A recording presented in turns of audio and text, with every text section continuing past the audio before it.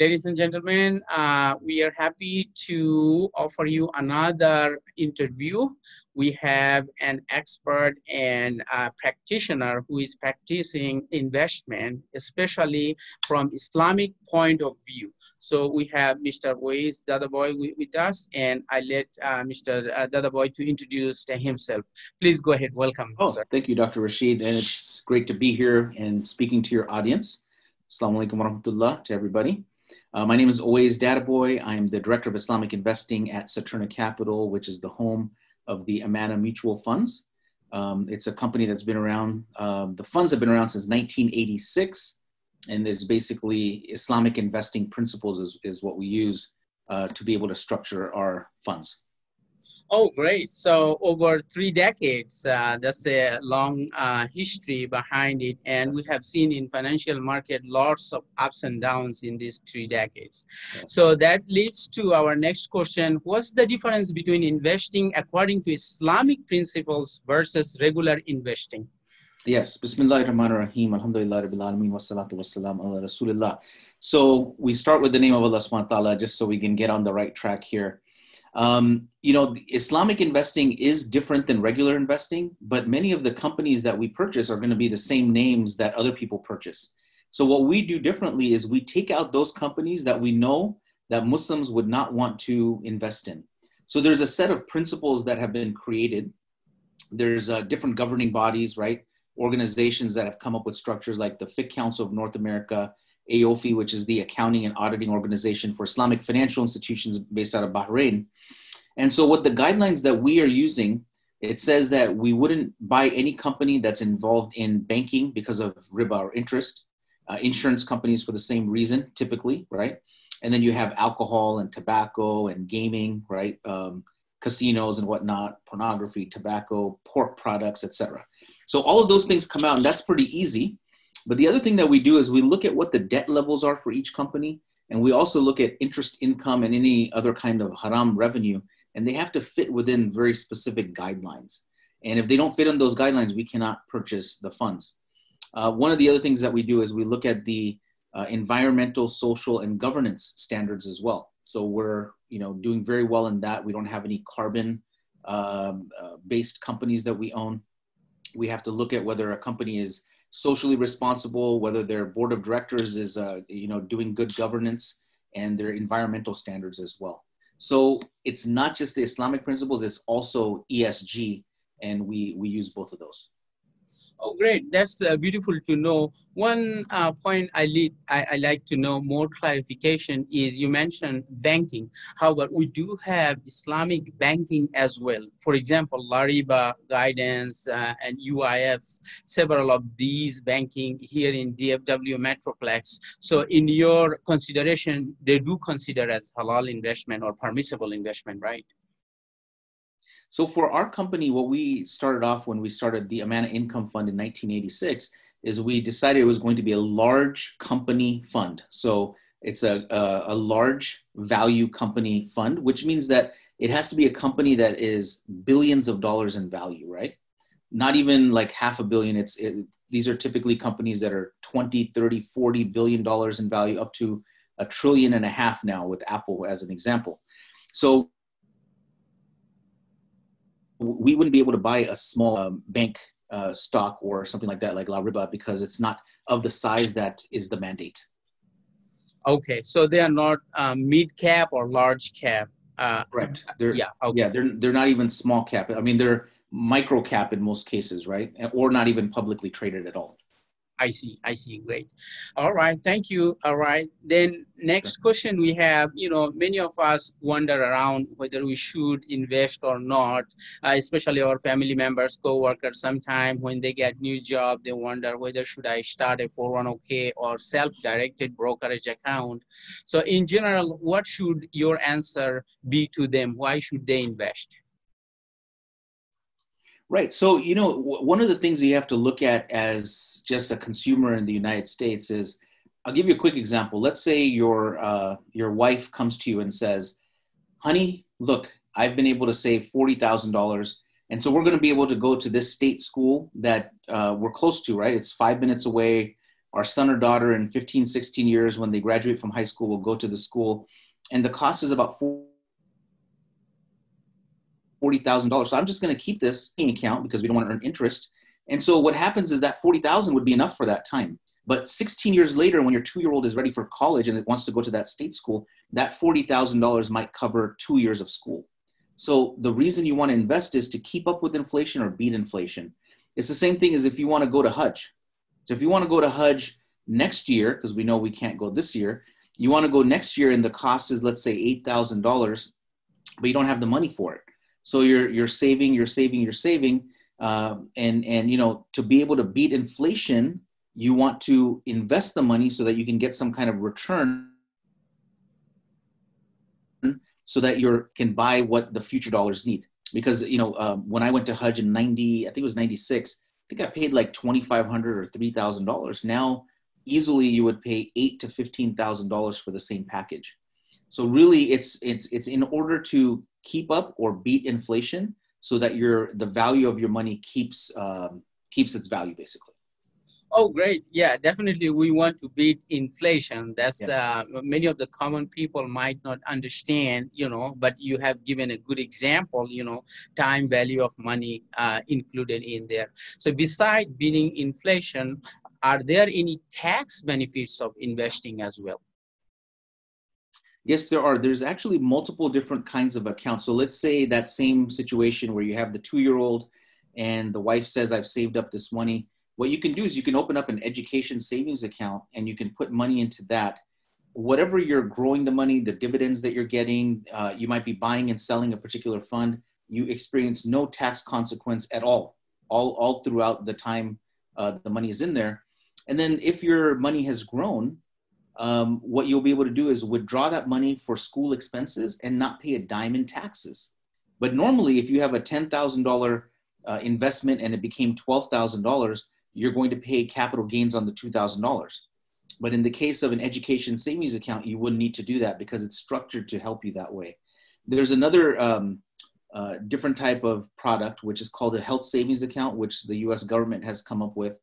And you can put, for a couple, a family, you can put up to $7,000 into it. You can get a tax deduction for whatever dollars you put into it. You don't pay any tax along the way on dividends or capital gains. And when you withdraw it at any given time for medical, dental, or vision, you pay no tax. So there's triple tax advantage there. And then just a quick, another example would be retirement accounts, right? So if you have a 401k at work, you're making $70,000 a year, you put in 10,000 into the 401k. If you have the traditional 401k, that 10,000 is now not going to be taxed. So instead of being taxed on 70,000, you're going to be taxed on 60. And you'll pay the tax when you withdraw the money down the road. The other way to do it, though, is a Roth 401k. And with that, you will be taxed on the full $70,000 income. But when you put that 10,000 in there and it grows over time, you will not pay tax when you withdraw it because you already paid tax. So those are the, I mean, there's more than that, but those are three in a nutshell that I can give you very quickly here. Oh, well, super. Yeah, most of us aware of Roth IRA versus traditional IRA, tax advantage of those, but you did have mentioned some other educational savings.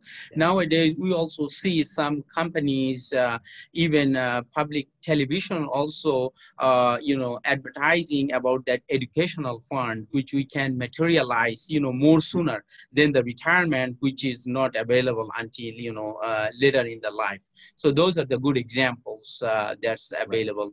Educational especially, is it also applicable for under, K through 12 grade or only higher educations? Right. So if you go to a typical bank or investment company and you purchase a 529 plan, you would only use that for college expenses. But you cannot buy anything that is based on Islamic principles. So you will not be doing it according to, you know, halal way of doing things, right? So the other option is an education savings. You can put up to $2,000 per year into it. And if you have expenses, let's say the child turns 18 and gets a full scholarship to college, but you had private school expenses, right? So you have these invoices, you can take the money out based on the private school all the way from kindergarten to 12th grade, whatever you have. So that's a great benefit. Yep, yep. Thank you very much for informing us about this. Some of us weren't aware of it, so I think our audience would be able to take advantage of this kind of investment vehicles and get tax advantage from it. All right, thank you. And then next question we have, nowadays we have seen, COVID-19 related pandemic and stock market, touched its bottom kind of around like 17, 18,000 Dow Jones Industrial Average. So oftentimes, we hear, and you probably heard it many times, that I want to buy, low or enter in the market low and then, sell high. So what kind of, advice or response would you give those folks who want to wait until, see the low point? Yeah, if you go back to 1928, all the way back to 1928 until now, and we're talking about the S&P 500, which was not S&P 500 back then, it was a smaller number of companies. S&P 500 is basically the largest 500 companies in the United States, right? To use an easy way to express this. If you go back from 1928 until now, the average return has been 9.6% per year on average. Now, if you have a 7% return, you double your money every 10 years. So imagine 9.6% is going to do much better than that. This includes the Great Depression. This includes, the stock market crash in 1987, the tech bubble. It includes September 11. It includes the Great Recession 2008. It includes earlier this year, right? The pandemic crash of the first quarter. So even with all of that, it is able to maintain this because 72% of the time the market is up. 72% of the years, the market is up, right? So you have more up years, historically speaking, than down years. So I've invested back in 2000, and you look at it now, you wouldn't say, hey, you know what, I tripled my money, but man, back in 2007, that was really a bad day on October 3rd. You don't care, right? Because you have a long time horizon. You also cannot time the market. If you try to time the market, you're going to be left behind. So when the market was down to 17 or 18,000, the Dow Jones, people didn't buy because they were afraid and they were waiting for it to go lower. So what happened? 40% increase in this, and people now are saying, I want to wait until it goes back down to 17 or 18,000. It may not ever occur, right? So you lose your opportunity. So if you have a long time horizon, don't worry about the day-to-day shifts, right? Look at the long-term averages. That's the way to look at this. And I want to give you one other point real quickly on the Islamic investing piece that I didn't mention, which is really the crux of the matter for most of us, right? We live our Islamic life with praying 5 times a day, inshallah, reading the Quran, fasting the 30 days of Ramadan, and all of the things, making dhikr, etc. But then on our money side, we're not doing the right things a lot of times, right? We have a regular mortgage, we have other kinds of loans, and we are investing willy-nilly. However we want to do it, we're putting money in high debt companies, in companies that have haram revenues and all of that. So if you want to live a complete Islamic life, this is the way to do it. The other thing I'll mention on this is, at passing, when we pass away, many people have lived a great life, even with their money Islamically. When they pass away, their inheritance is not written. So now all of their money goes to their spouse or to one child when it's meant to go to multiple people. So, the Prophet ﷺ has said that any person that has something to will should not travel for 2 days without having a will. So, I would couple those two things together. Money is usually left behind. Don't really understand that they need to do something Islamic with that. And also what happens after our death as well. Oh, those are very beautiful examples you have shared. Thank you very much. I think our audience would be really benefited from your knowledge. Last question I want to ask you, many of us, my colleagues and other friends in the community, there's sometimes kind of skeptical investing, especially, this kind of securities. They go toward the real asset, like, real estate or other solid businesses where they can see it, touch it and feel it, this kind of mentality. I know some other, when I try to, give lectures on Islamic investment, they try to raise question Sukuk, for example, how Sukuk you can categorize as Islamic investment, whereas, corporate bond or government bond can, function similar way. So what would be your response to those kind of questions? Well, so first of all, when people say, I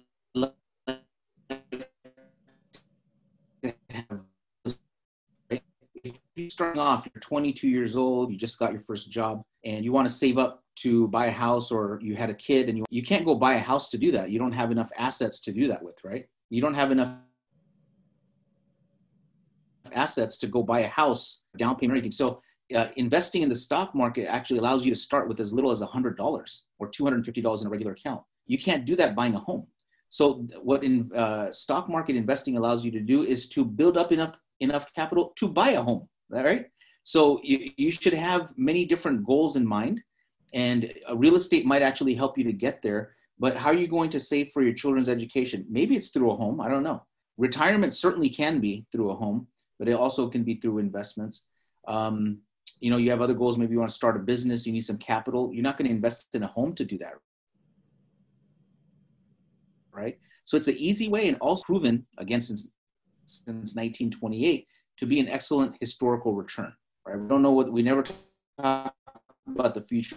We just say what is special purpose vehicles that are used, and they're basically agreements, right? So for example, we have on our website a quick 3-minute video on this. If you have Emirates Airlines, for example, right, they issued a $1 billion Sukuk to buy some planes.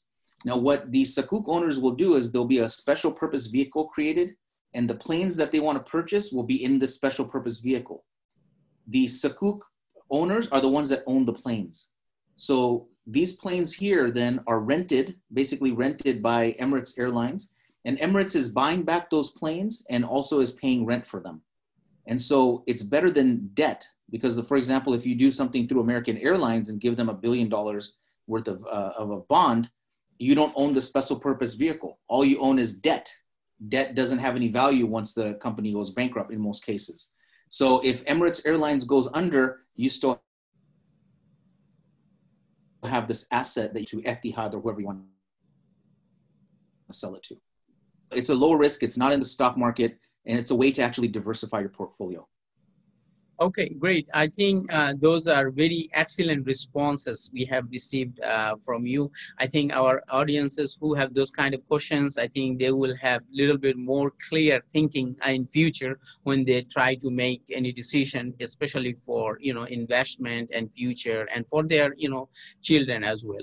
I think, you know, this was a very great and productive session for our audience, and we would like you become more successful in your career and directing Saturna, and may God bless you. May peace be upon you and for the entire community. Thank you very much, Mr. Dadabhoy. Thank you as well, Dr. Rashid, for inviting me. And also, if we're going to have on Monday, we're going to have a special presentation for our clients. I'll send you that invitation. If you want to send it to your group, you can.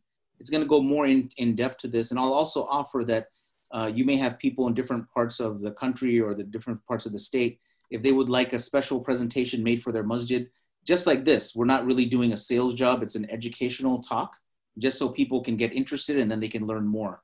I really didn't mention the name of my company except for in the beginning, and that's the way I like to do it. I just like to get people interested in the concept of saving for their own goals, and then we can go from there. So very happy to have that opportunity. Thank you so much for this. Thank you. We'll put the information of your full contact company's information in our article, so that people who are interested to learn more, they can visit your website and learn more information about your company. Thank you. Thank you again. May God bless you. Thank you.